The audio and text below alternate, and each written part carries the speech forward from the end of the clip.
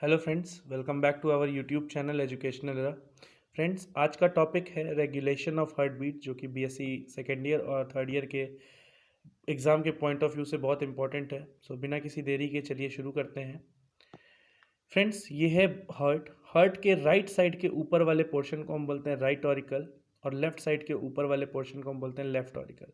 Same उसी तरह से नीचे वाले पोर्शन को हम बोलेंगे राइट वेंट्रिकल, और लेफ्ट साइड के नीचे वाले पोर्शन को हम बोलेंगे लेफ्ट वेंट्रिकल। राइट ऑरिकल के सबसे ऊपर प्रेजेंट होता है एसए नोड। इस एसए नोड का दूसरा मतलब जो नाम होता है वो होता है साइनोएट्रियल नोड, और इसी को हम पेस मेकर ऑफ हार्ट बोलते हैं। एसए नोड से जब हम नीचे आते हैं तो यहाँ पे प्रेजेंट होता है एवी नोड। ये एवी नोड का नाम है ऑरी वेंट्रिकुलर नोड, और इसी को दूसरा नाम है बंडल ऑफ टवारा। ये atrioventricular node SA node से मैसेज को लेता है और ट्रांसफर करता है थ्रू द इंटरनोडल पाथवे। किससे? इंटरनोडल पाथवे से। ठीक है फ्रेंड्स, यहाँ से क्या होता है कि एवी नोड से कुछ बंडल्स निकलती हैं। ठीक है, ये ब्रांचेस निकल रही हैं, और ये मसल के कुछ कार्डियक मसल्स हैं जो निकल रही हैं। इन्हें हम बोलते हैं बंडल ऑफ हेस। ये bundle of His which is arises from the AV node. कहाँ से निकल रहा है? एवी नोड से। तो अगर यहाँ से निकल रहा है तो इसके मैसेज को भी लेगा, इसके मैसेज को लेगा तो इस मैसेज को ट्रांसफ़र भी करेगा। तो इस मैसेज को वो ट्रांसफ़र करता है तीन ब्रांचेस में। क्या करता है? तीन ब्रांचेस में। Sorry friends. तो क्या करेगा? पहला ब्रांच लेफ्ट वेंट्रिकल। देखो फ्रेंड्स, आपके लिए मैंने यहाँ नोट्स बनाया हुआ है कि यहाँ पे पहले ब्रांच से वो लेफ्ट वेंट्रिकल की वॉल पे क्या करेगा? ट्रांसफ़र करेगा। दूसरे ब्रांच से इंटर वेंट्रिकुलर सेप्टम में ट्रांसफ़र करेगा। While the third branch supply, while the मतलब जो तीसरा इम्पल्स होगा, third branch supply the impulse to the ventricle of heart। अब क्या होता है फ्रेंड्स? अब उसके नीचे आते हैं तो यहाँ पे प्रेजेंट होता है पुरकिंजे फाइबर। बंडल ऑफ हिस से निकलने वाली कुछ कार्डियक फाइबर्स होती हैं। बंडल ऑफ हिस के वॉल से कुछ निकलने वाली कार्डियक फाइबर्स होती हैं, जो कि बंडल ऑफ हिस से ट्रांसफ़र करती हैं इम्पल्स को, यानी मैसेज को लेती हैं और कहाँ पहुँचाती हैं? कार्डियक मसल्स तक। कहाँ पहुँचाती हैं फ्रेंड्स? कार्डियक मसल्स तक। याद रखो कि बंडल ऑफ हिस से कुछ कार्डियक फाइबर्स क्या हो रहे हैं? निकल रहे हैं। वहाँ से क्या हो रहे हैं? निकल रहे हैं। तो निकलेंगे तो साथ में अपने साथ कुछ मैसेज लेके निकलेंगे। तो कहाँ से? बंडल ऑफ हिस से वो मैसेज लेंगे और मैसेज को लेके जाएंगे कहाँ पे? कार्डियक मसल्स तक। अब एक बात याद रखने वाली है कि जब हार्ट का कंडक्शन होता है उस दौरान पुरकिंजे फाइबर की कंडक्टिविटी हाई हो जाती है, will become maximum. The conductivity of पुरकिंजे fibre will become maximum. उस समय जो पुरकिंजे फाइबर की कंडक्टिविटी होती है वो होती है 4 मीटर पर सेकेंड। फ्रेंड्स, अब आते हैं अपने मेन टॉपिक पे, जिसका नाम है regulation of heart beat. Friends, regulation of heart beat यानी कि जो रेगुलेशन है वो दो पार्ट्स में यानी दो हिस्सों में क्या होता है? बटा हुआ है। पहले को बोलते हैं नर्वस रेगुलेशन। तुरंत हमारे दिमाग में ये बात स्ट्राइक करनी चाहिए कि जब भी बात कभी भी नर्वस रेगुलेशन की हो, ऐसे में ब्रेन का या फिर स्पाइनल कॉर्ड का इन्वॉल्वमेंट होगा ही होगा। तो फ्रेंड्स, अब आते हैं, जब पहला टॉपिक है नर्वस रेगुलेशन, तो nervous regulation which is controlled by central nervous system.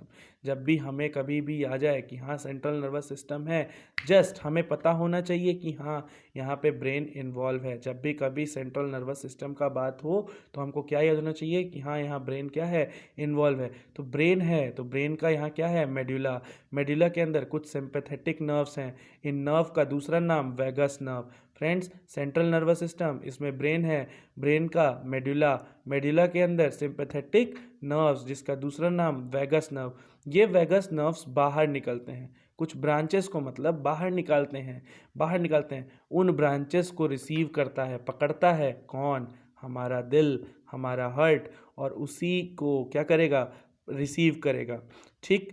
अब क्योंकि मेडुला से हमारे सिंपैथेटिक नर्व्स जुड़े हुए हैं और ये ब्रांचेस निकाल रहे हैं हार्ट को, and which is controlled our heart beat, which is also known as nervous regulation. अब क्योंकि हमारे मेडुला में कंट्रोल किया जा रहा है किसे, हमारे हार्ट को, that is why medulla is known as control centre. Friends, points को आप ऐसे लिंक करेंगे आपको याद हो जाएगा। मेडुला हमारे शरीर का क्या है, ब्रेन में पाया जाता है। मेडुला हमारे ब्रेन का एक पार्ट है। Brain which is a central nervous system which is controlled, which controls the nervous regulation. हमारा नर्वस रेगुलेशन कौन कंट्रोल कर रहा है, central nervous system. Central nervous system में कौन इन्वॉल्व होगा, ब्रेन। ब्रेन के अंदर मेडुला। मेडुला क्या करता है, मेडुला के अंदर सिंपैथेटिक नर्व्स हैं। ये सिंपैथेटिक नर्व्स कुछ ब्रांचेस निकाल रही हैं जिन्हें कौन रिसीव कर रहा है, heart. That is why it is known as control centre. यहाँ पे आपको कोई डाउट है फ्रेंड्स? अगर है तो मुझे कमेंट में ज़रूर बताइएगा, मैं आपका हेल्प ज़रूर करूँगा। फ्रेंड्स, आते हैं नर्वस सिस्टम के थ्रू हमारा हार्ट दो हिस्सों में क्या होता है, कंट्रोल करता है। पहला कार्डियक स्टिमुलेटर, दूसरा cardiac inhibitor. Cardiac stimulator friends आप नाम से जान जाइए क्या है। कार्डियक स्टिमुलेटर स्टिमुलेट यानी एक्सेलरेट कर रहा है, हमारे हार्ट बीट को बढ़ा रहा है। जब भी कभी हमारे हार्ट बीट को स्टिमुलेट यानी बढ़ाया जाएगा तो ऐसे में हमारा जो एसए नोड है वो सिंपैथेटिक नर्व से क्या करेगा, इम्पल्स को रिसीव करेगा। ठीक है फ्रेंड्स। और जब भी कभी हमारा इनहिबिट यानी कि हमारा हार्ट बीट कम होगा, डिक्रीज करेगा, तो ऐसे में हमारा एसए नोड पैरासिम्पैथेटिक नर्व से इम्पल्स को क्या करेगा, ट्रांसफ़र यानी सॉरी फ्रेंड्स, रिसीव करेगा। ठीक है, फिर से बताते हैं। स्टिमुलेटर, जब भी कभी बात करें स्टिमुलेटर की, यानी जब भी कभी हमारा हार्ट बीट इंक्रीज करेगा, ऐसे में एसए नोड, ऐसे में एसए नोड इम्पल्स किससे रिसीव करेगा, सिंपैथेटिक नर्व से। और जब भी हार्ट बीट डिक्रीज करेगा तो एसए नोड पैरासिम्पैथेटिक नर्व से इम्पल्स को रिसीव करेगा। ठीक है फ्रेंड्स, अब आते हैं हमारा जो हार्ट बीट है, हमारा हार्ट बीट कौन कंट्रोल कर रहा है, मेडुला। क्योंकि हमारा हार्ट बीट मेडुला कर रहा है, इसीलिए हमने इसका क्या नाम दिया, कंट्रोल सेंटर। ये कंट्रोल सेंटर क्या करता है, हमारे हार्ट बीट को कंट्रोल कर रहा है। But this control centre is sensitive to CO2, यानी ये हमारा जो कंट्रोल सेंटर है वो CO2 के लिए बहुत सेंसिटिव है। यानी अगर कभी CO2 बढ़ा तो CO2 बढ़ता है, इसका मतलब ऑक्सीजन क्या होगा, कम होगा। अगर CO2 बढ़ा तो ऑक्सीजन क्या हुआ, कम हुआ, जिसके वजह से हमारी हार्ट बीट बढ़ गई। और अगर हार्ट बीट बढ़ी तो हमारा टेम्परेचर क्या होगा, बढ़ेगा। और हमारा टेम्परेचर बढ़ा तो pH वैल्यू अपने आप क्या हो जाएगी, कम हो जाएगी। फ्रेंड्स, यहाँ तक कोई आपको दिक्कत अगर हो तो मुझे कमेंट में ज़रूर बताइएगा। ठीक है फ्रेंड्स, ये देखिए आपके लिए मैंने यहाँ पे वीडियो बनाया है, सॉरी फ्रेंड्स, मतलब डायग्राम बनाया है। अगर आप में से कोई इंटरेस्टेड है, if you want then please take screenshot of this, it will help you in your examination. Friends, ये हार्ट है, ये हमारा मेडुला है, ये स्पाइनल कॉर्ड है। फ्रेंड्स, ये देखिए ये है कार्डियक इनहिबिटर, ये हमारे हार्ट बीट को कम करेगा। क्या करता है, यहाँ से ये है पैरासिम्पैथेटिक नर्व्स, ये पिंक पैरासिम्पैथेटिक नर्व्स, ये क्या है, parasympathetic nerves. While these are sympathetic nerves, ये purple one, these purple one, violet one will stimulate और एक्सेलरेट आवर हार्ट बीट, ये हमारे हार्ट बीट को बढ़ाएगा। ये पिंक वाले हार्ट बीट को क्या करेंगे, कम करेंगे, इनहिबिट करेंगे। फ्रेंड्स, ये आपका नर्वस कंट्रोल हो गया कंप्लीट। अब हम आगे बढ़ते हैं हमारे केमिकल रेगुलेशन पे। Friends, chemical regulation is nothing, chemical regulation is nothing but when हमारा, जब हमारा हार्ट बीट पैरासिम्पैथेटिक नर्व्स के थ्रू इम्पल्स को, हार्ट हमारा पैरासिम्पैथेटिक नर्व्स के थ्रू इम्पल्स को रिसीव करता है, ऐसे में हमारा पैरासिम्पैथेटिक नर्व्स नर्वेट करता है हमारे हार्ट को, मोटिवेट करता है कि ऐसे में क्या करो, एसिटिल कोलिन लो। क्या लो, एसिटिल कोलिन सिक्रीट करो। सॉरी फ्रेंड्स, केमिकल्स का मतलब हार्मोन्स, केमिकल का मतलब हार्मोन्स, यानी ऐसे में हमारा हार्ट एसिटिल कोलिन को क्या करता है, सिक्रीट करता है, जो कि फोर्स ऑफ अट्रैक्शन, किसके, हार्ट के फोर्स ऑफ अट्रैक्शन को और कॉन्ट्रैक्शन को क्या करता है, फ्रीक्वेंसी को कम करने लगता है। और फ्रेंड्स ऐसे में हमारा हार्ट बीट क्या करेगा, कम होने लगता है, फोर्स ऑफ अट्रैक्शन कम वो होगा, चलेगा। वाइल रेस्टिंग पोजीशन में क्या होता है, एड्रेनलिन का सिक्रीशन हमारे हार्ट में स्टार्ट हो जाता है। फ्रेंड्स अब हमारा आज का last topic, cardiac cycle. Cardiac cycle क्या है friends? Cardiac cycle is nothing but just a repetition of systole and diastole. Friends आपको मैं बता दूं सिस्टोल क्या है। Systole is a contraction of heart. हमारे हार्ट जब वो सिकुड़ते हैं, कॉन्ट्रैक्ट आपस में सिकुड़ रहे हैं, उसको हम बोलते हैं कॉन्ट्रैक्शन। वाइल रिलैक्सेशन, बार बार इसी का ऐसे रिपीटिशन होता रहे, इसी को हम बोलते हैं contraction and relaxation. So the repetition of systole and diastole is known as cardiac cycle. तो होता क्या है फ्रेंड्स कि जब हमारा हार्ट जब हमारा कॉन्ट्रैक्ट करेगा, सिस्टोल करेगा यानी कॉन्ट्रैक्ट करेगा, तो हमारा ऑर्टा क्या करेगा, सिस्टोल यानी कॉन्ट्रैक्ट करता है। तो ऐसे में ऑर्टा से जितना भी ब्लड है वो बॉडी में चला जाता है, ऑर्टा के थ्रू जाता है फ्रेंड्स, याद रखिएगा। और पल्मोनरी आर्टरी के थ्रू हमारा जो खून है वो लंग्स में चला जाता है।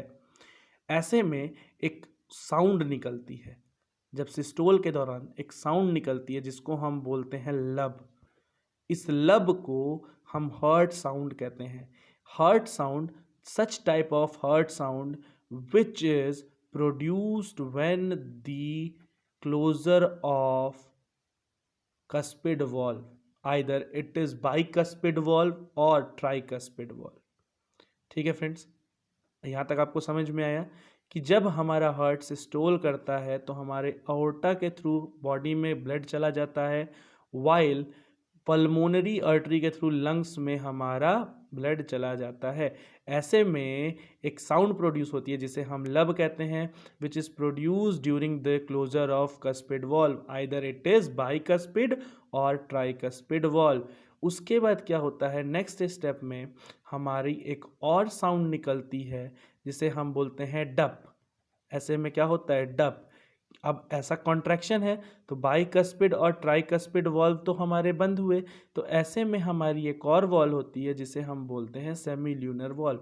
तो जब वो बंद होती है, during the closure of semilunar valve a such type of sound is produce is known as dup, उसे हम डप कहते हैं। ठीक है, तो सिस्टोल के दौरान दो तरह की साउंड निकलती है, पहले हम बोलते हैं लब, दूसरे को हम बोलते हैं डप।